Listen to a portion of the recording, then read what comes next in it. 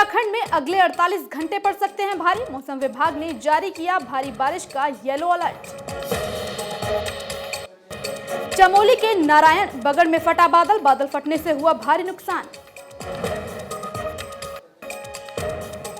उत्तराखंड में चारधाम यात्रा पर उमड़ी भक्तों की भीड़। 2 दिन में 2500 भक्तों ने किए बाबा के दर्शन। उत्तराखंड में कम हुआ कोरोना का ग्राफ। बीते 24 घंटे में सामने आए केवल 6 मामले।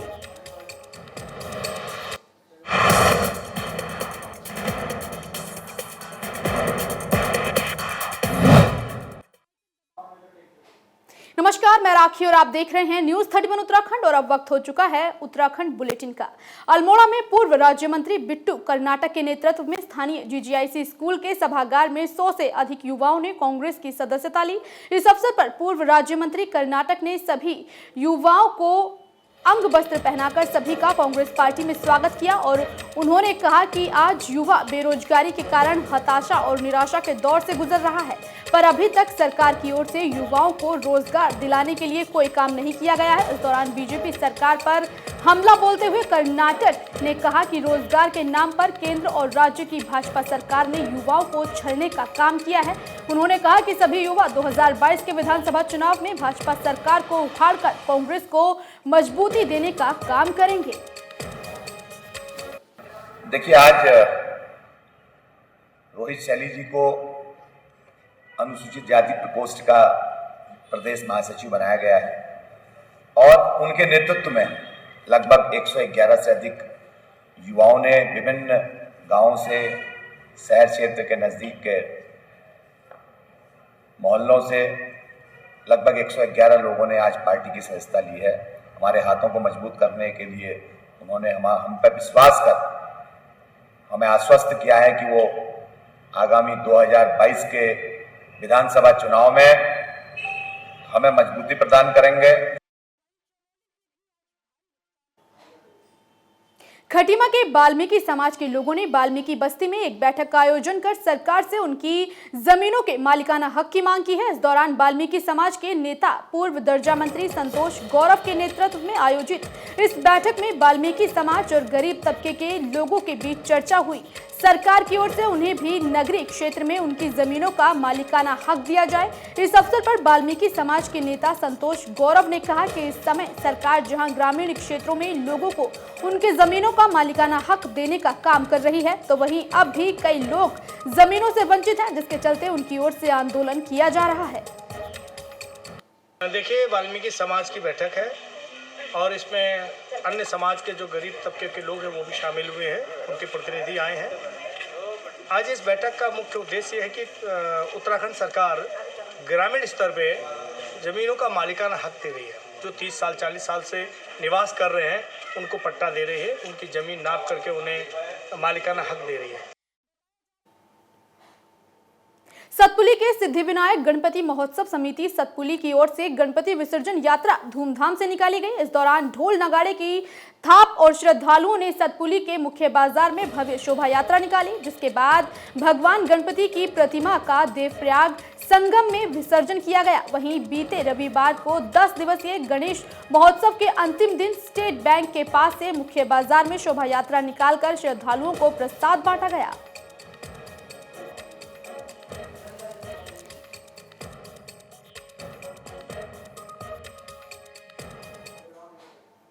बाजपुर पहुंचे कैबिनेट मंत्री अरविंद पांडे ने आम आदमी पार्टी पर निशाना साधते हुए कहा कि अरविंद पांडे आम आदमी पार्टी पर उत्तराखंड की जनता को लालच देकर गुमराह करने का आरोप लगा रहे हैं। उन्होंने कहा कि आम आदमी पार्टी प्रदेश की जनता को गुमराह करने के लिए चुनावी घोषणाएं कर रही है। उन्होंने कहा कि उत्तराखंड प्रदेश की जनता मेहनत मजदूरी कर अपने परिवार का पालन पोषण करती है। अरविंद पांडे ने कहा कि उत्तराखंड की जनता किसी भी राजनीतिक प्रलोभ में नहीं आने वाली है।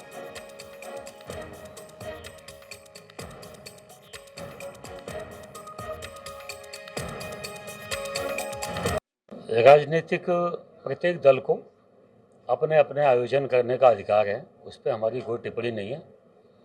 लेकिन निश्चित ही इस प्रकार की जो घोषणाएं हैं, यह चुनावी घोषणाएं हैं, राजनीतिक घोषणाएं हैं और ये दिखावे की घोषणाएं हैं। उत्तराखंड की जनता मेहनत कश जनता है। यहाँ हमारे भूतपूर्व सैनिक निवास करते हैं और देवभूमि है।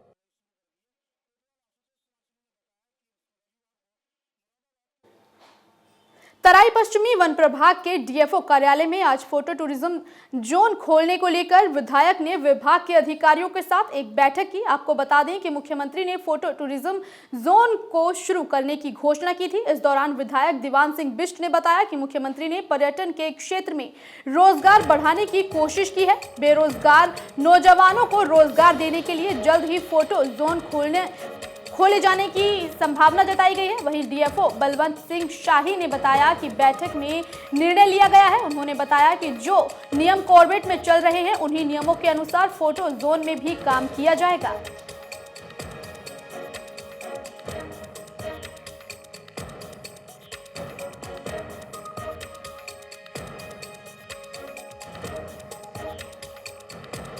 आज तराई पश्चिमी वन प्रभाग के हमारे डीएफओ साहब के कार्यालय में जो बैठक हुई है, ये फोटो जोन, एक नया जोन जो हमने घोषणा करवाई थी माननीय मुख्यमंत्री जी से, उसको प्रारंभ करने के किस प्रकार से आगे बढ़ाया जाएगा, किस प्रकार से उसकी व्यवस्थाएं की जाएंगी, ये सारी चीज़ें इस बैठक में तय हुई हैं। ये फोटो टूरिज्म जोन को जो है 1 नवंबर से शुरू कर दिया जाएगा और इसमें जो कॉर्बेट में नियम चल रहे हैं वही फोटो टूरिज्म में भी उन्हीं नियमों के अनुसार कार्य किया जाएगा। और इसमें मालधन के लोगों को टूरिज्म एक्टिविटीज़ में अधिक से अधिक वरीयता दी जाएगी। देवप्रयाग विधानसभा में चौरास के ग्रामीण सालों से पानी की समस्या से जूझ रहे हैं। वहीं मजबूरन आज ग्रामीणों ने सांकेतिक रूप से सरकार के खिलाफ विरोध प्रदर्शन किया।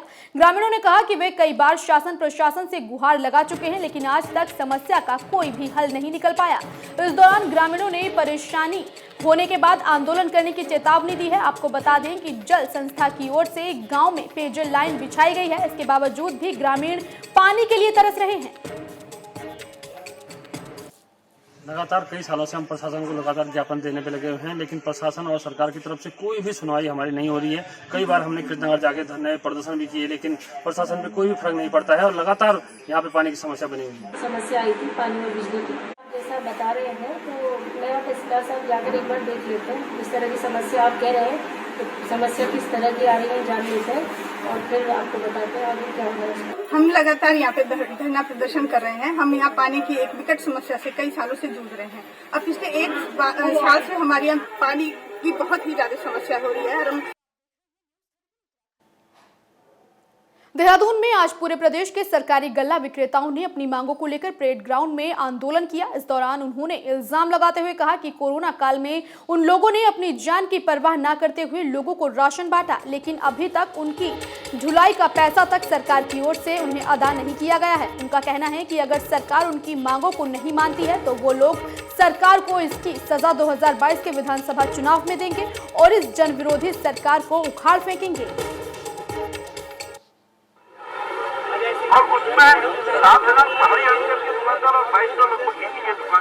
सर, हमारा उद्देश्य मेन यहाँ आने का है। सरकार ने आज तक हम लोगों को कई वर्षों से हम एक मानदेय की मांग करते हुए आ रहे हैं, क्योंकि सरकार हर व्यक्ति को जो सरकारी कामों में लिप्त है कुछ ना कुछ देती है, लेकिन ये डीलर लोग, हम लोग इतने सालों से इस काम को कर रहे हैं, लेकिन सरकार ने आज तक मानदेय के बारे में ना तो हमको कोई आश्वासन दिया। यदि हमारी मांगे सरकार द्वारा पूरी नहीं की गई तो हम सभी डीलर जितने भी पर्वतीय क्षेत्र के हैं, हम सामूहिक इस्तीफा दे देंगे और हम सरकार के विरुद्ध खड़े होंगे। नमस्कार, मैं मौजूद हूँ देहरादून की राजधानी के परेड ग्राउंड में, जहाँ पर जो राशन विक्रेता सस्ते गल्ले के जो विक्रेता है वो लोग यहाँ पर धरने पर आए हैं, अपने कुछ मांगों को लेकर इनसे बातचीत करते हैं।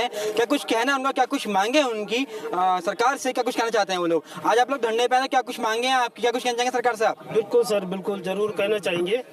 हमारी जो मांगे हैं काफ़ी लंबे समय से है, कई बार पुरानी सरकारों को भी ये मांगे हम लोगों ने दी है, लेकिन किसी भी सरकार ने अभी तक हम लोगों की नहीं सुनी।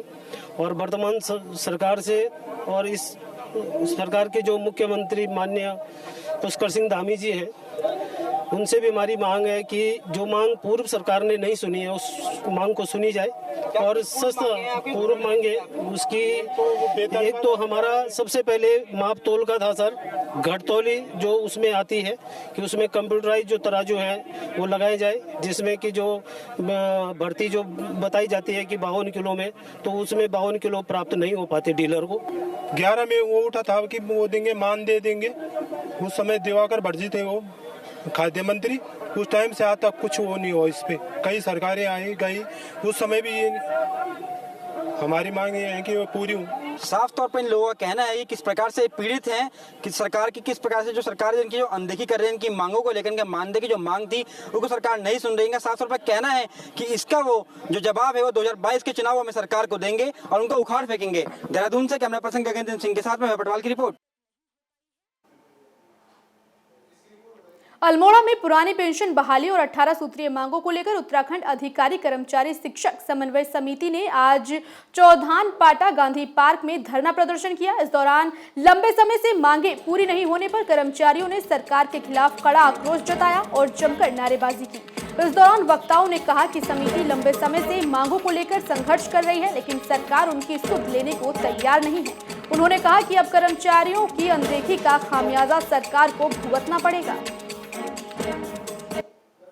जुल्म की टक्कर में संघर्ष हमारा नारा है, कर्मचारी एकता जिंदाबाद जिंदाबाद जिंदाबाद। धरना प्रदर्शन अधिकारी कर्मचारी शिक्षक समिति द्वारा की गई है और इसमें मुख्य जो हमारी मांग है पुरानी पेंशन बहाल और गोल्डन कार्ड और एसपी का जो पुरानी प्रक्रिया है उसको जो बहाल करना और जो हमारे जो है 10, 16, 26 एसपी है वो और सशक्तिकरण, ये मेन मुद्दे हैं। और पुरानी पेंशन बहाल तो और गोल्डन कार्ड से पीड़ित सभी हैं। आज पूरे राज्य में जो सेवानिवृत्त कर्मचारी और सेवारत कर्मचारी है वो गोल्डन जहाँ कहीं भी हॉस्पिटल में जा रहे तो उसको एक्सेप्ट नहीं कर रहे।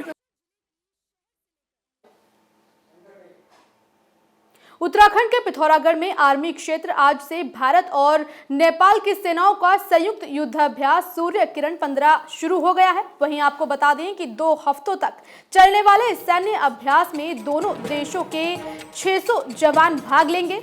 साथ ही इस अभियान के दौरान दोनों मुल्कों के सैनिक आतंकवाद और आपदा से निपटने के तौर तरीके साझा करेंगे। साथ ही ये जवान ऊंचाई वाले क्षेत्रों में युद्ध की विधा भी एक दूसरे को सिखाएंगे। इस दौरान संयुक्त प्रशिक्षण अभ्यास की शुरुआत 2005 में प्लाटून स्तर पर हुई थी, जिसके बाद अब इसे बढ़ाकर कंपनी स्तर पर कर दिया गया है। Chief of the army staff हमारे और सेंट्रल आर्मी कमांडर की तरफ से नेपाल का जो कंटिनेंट है एक्सरसाइज सूर्य किरण के लिए आए हैं, उन सबका हमारे तरफ से बहुत बहुत स्वागत। सूर्य किरण ये 15वीं सूर्य किरण एक्सरसाइज है। जैसे कि आप लोगों को पता है कि हर साल नेपाल और भारत के बीच में एक बटालियन लेवल ट्रेनिंग एक्सरसाइज होती है। एक साल यहाँ होता है और एक साल अगले साल जो है नेपाल में। तो ये अच्छी हमारा जो रिलेशनशिप है नेपाल के साथ, ये आपसी जो आर्मी बटालियन लेवल के ऊपर जो ट्रेनिंग हम कर रहे हैं, ये अच्छी तालमेल और आगे कभी भी हमें मौका मिले इकट्ठे काम। और इसी के साथ उत्तराखंड बुलेटिन में आज के लिए बस इतना ही। बाकी की खबरों को देखने के लिए आप बने रहिए न्यूज़ 31 उत्तराखंड के साथ। नमस्कार।